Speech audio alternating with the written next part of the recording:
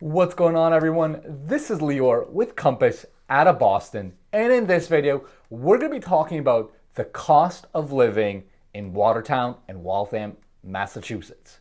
So let's get at it. What's going on, guys? My name's Lior and I'm with Compass out of Boston, and in this video I thought I would make a video talking about what the cost of living is like in Watertown and Waltham, Massachusetts, since they are such popular cities these days. Now, the way I'm going to be breaking this video down for you guys is I'm going to be talking about the cost of housing, the taxes for property, then we'll talk about utilities as well as groceries and food. So that should give you guys a pretty good idea of what the cost is associated with living in those towns. Now, before we get into it, two quick things. Number one, if you guys haven't already subscribed to my channel, smash that subscribe button for me. I put out tons of new videos every single week talking about what it's like to live in all different parts of Boston. And number two, if you guys are thinking about doing anything with real estate around the greater Boston area, I get so many calls from you guys watching my videos and I absolutely love it. So if you're thinking about doing anything, hit me up and I will help you out. So let's get right into the content of the cost of living, and we're going to start with housing in Watertown and Waltham. Now, with housing, if you're going to be looking at your starter condos, Waltham is a little bit cheaper than Watertown, and in Waltham you can basically get a 1-bed or a very small 2-bed start condo starting in about the mid $200,000 price range. Now in Watertown, like I said, it's a little bit more expensive. Your starter condo is probably going to be around $300,000. So as you can see, just a little bit of a price smidge. Now, as you get into bigger units, let's say we're talking about our average 1,000 square foot condos. On average, Waltham sells at about 400 to maybe 450 per square foot.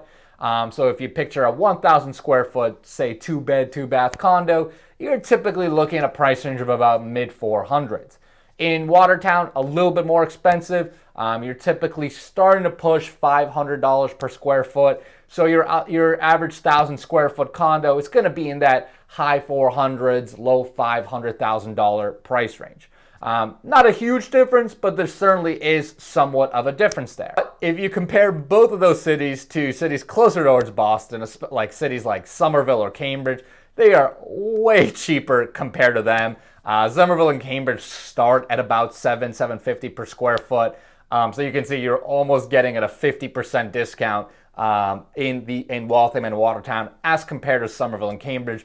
And especially if you're going to compare it to downtown Boston, where prices can go anywhere from $1,000 to $1,500 per square foot and higher. Now, on a related metric, let's talk about property taxes in these cities. So first, the way city taxes are rated out is we have a certain dollar value for every $1,000 of assessed value. So for example, in Watertown, the 2020 property tax rate is $12.14 for every $1,000 of assessed value of your home. Now in Waltham, it's pretty similar, just a smidge cheaper. In Waltham, it's $11.95 per every $1,000 of assessed value.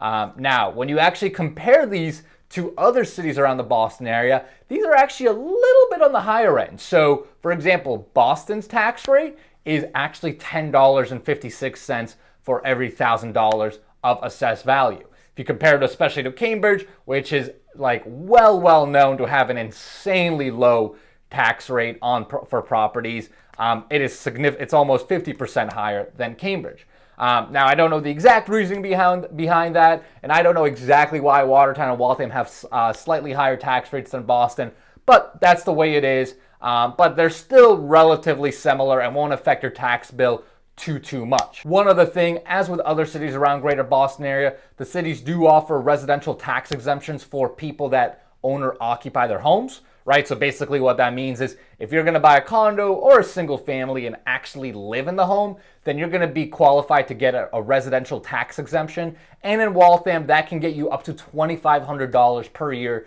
of a discount on your tax bill, which is also pretty good. Now, let's talk about utilities. For utilities, I'd say we're looking at pretty similar numbers as the rest of greater Boston area. I'd say your average utility bill for a person living in an apartment or condo, you're probably looking about $150 per month or so. Let's call it about $50 for electric or so, and about $100 for gas. Now, of course, during the winter when it's super, super cold and we have to blast the heat, obviously your gas bill is probably going to be a little bit higher. And obviously in the summer, it's probably going to be a little lower. But I'd say that's probably a pretty reasonable estimate for what you should expect to spend. Now, in terms of water and sewer, if you're going to be living in an apartment or a condo, it is very unlikely you're going to be directly responsible for water and sewer. Typically in apartments, the landlords will pay water and sewer because water and sewer are not separately metered. If you own in a condo, then it's most likely that the water and sewer is going to be part of the condo fee and billed to the condo association. So it's only when you own a single family or a multifamily, let's say you bought a two-family, you're living in one unit, renting out the other, that's when you're really going to be responsible for a water sewer bill. Those can vary obviously depending on size, number of bathrooms and everything. I'd say if you're going to guesstimate about $80 to $120 per month for a mid-sized single family, that's probably not an insane number. But again, obviously if you've got a bigger home, multiple bathrooms and etc., and multiple showers, obviously your water bill is going to go higher. Now, finally, let's talk about groceries and dining. As I mentioned in other cost of living videos, on average in Boston, I think a fair grocery budget, food budget is about $450 to $500 per month, which is pretty significantly higher than any other parts of the country. Greater Boston's obviously a pretty expensive place to live. But the nice thing about living in Watertown, Waltham, you do have access to some cheaper grocery stores.